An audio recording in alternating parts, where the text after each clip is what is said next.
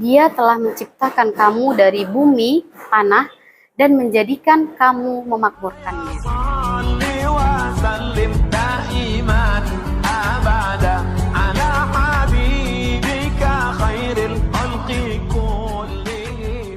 Assalamualaikum warahmatullahi wabarakatuh. A'udzubillahi minasyaitonirrajim. Bismillahirrahmanirrahim. Alhamdulillahi rabbil alamin. Wassalatu wassalamu ala asrafil anbiya'i wal mursalin wa ala alihi wa sahbihi rasulillahi ajmain. Baiklah sahabat Ramadan Berkah SDIT Insan Teladan yang budiman. Adapun tema kita pada kesempatan ini adalah mencintai tanah air dalam pandangan Islam. Islam telah memberi kita modal luar biasa dalam mencintai tanah air. Di dalam Islam, tanah air mempunyai nilai dan kedudukan yang sangat luhur. Kesetiaan kepada tanah air bukan hanya sebatas slogan atau sekedar kata-kata yang mati di bibir, tetapi merupakan sebuah cinta, keikhlasan, perjuangan, dan pengorbanan. Lebih dari itu, Islam telah menjadikan kecintaan dan kesetiaan kepada tanah air sebagian dari akidah, serta menjadikan pembelaan terhadapnya sebagai tugas suci. Mencintai tanah kelahiran, tanah air tempat kita tumbuh dan menghabiskan sisa usia adalah perasaan yang muncul begitu saja. Cinta tanah air merupakan fitrahnya manusia. Manusia diciptakan di atas muka bumi ini untuk memakmurkannya, bukan untuk merusaknya. Sebagaimana firman Allah dalam surat Hud ayat 61 yang artinya, Dia telah menciptakan kamu dari bumi, tanah, dan menjadikan kamu memakmurkannya. Sejarah dalam Islam menyajikan contoh amat bagus tentang kedudukan tanah air di dalam Islam, yaitu ketika Rasulullah SAW melakukan hijrah dari Mekah ke Madinah. Beliau menangisi sembari melihat ke arah Mekah dengan tatapan yang sangat sedih. Beliau berkata, "Demi Allah, kau adalah negeri Allah yang sangat dicintai Allah dan sangat aku cintai. Kalau tidak karena pendudukmu mengusirku darimu, aku tidak akan pernah pergi meninggalkanmu." Rasulullah SAW terhindar dari makar penduduk Mekah yang menginginkan kematiannya. Beliau pergi ke Madinah untuk menyampaikan risalah, namun hatinya selalu tertuju ke Mekah, di mana beliau dilahirkan dan tumbuh hingga dewasa.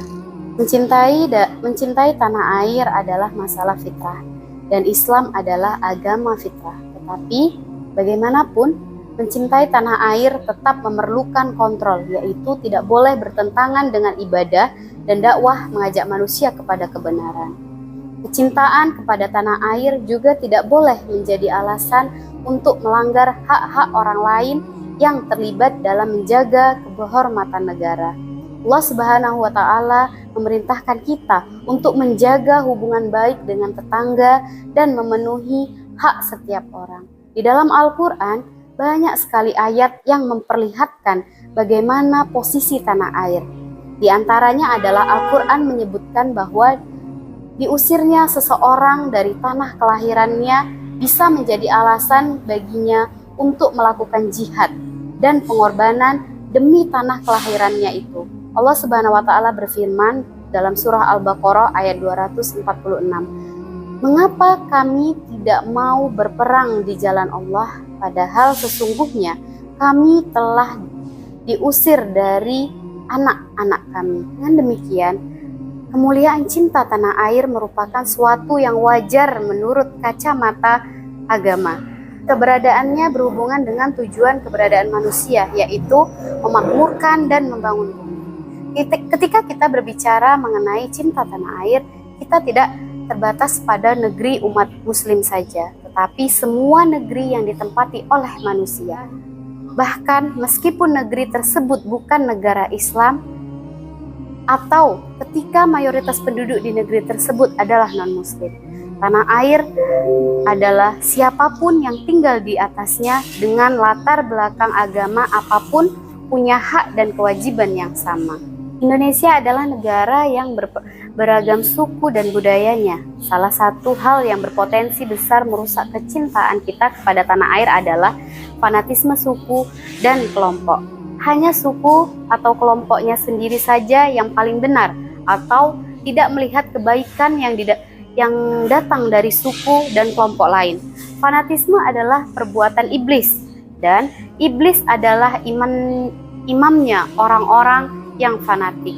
Di dalam sebuah hadis disebutkan, tidak termasuk fanatisme seseorang yang mencintai kaumnya, tetapi yang termasuk fanatisme adalah ia melihat keburukan kaumnya lebih baik daripada kebaikan kaum yang lain.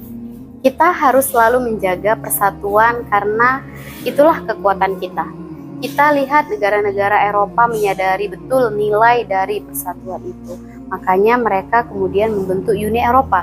Sementara itu, bangsa Indonesia belum menyadari itu sepenuhnya, sebab hingga saat ini Pancasila dan Bhinneka Tunggal Ika masih hanya sebatas tulisan di kertas.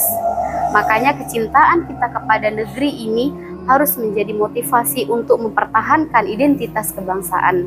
Artinya, kita mencintai tanah air bukan karena kita menganggapnya sebagai tempat kita lahir dan tempat kita tinggal saja, tetapi sebagai sarana untuk menjaga identitas kebangsaan sebagai satu kesatuan. Baiklah, sekian penyampaian dari saya. Subhanakallahumma wa bihamdika asyhadu an la ilaha illa anta astaghfiruka wa atubu ilaik. Kebenaran datangnya dari Allah Subhanahu wa taala, kesalahan datangnya dari diri saya sendiri. Afwan minkum. Assalamualaikum warahmatullahi wabarakatuh.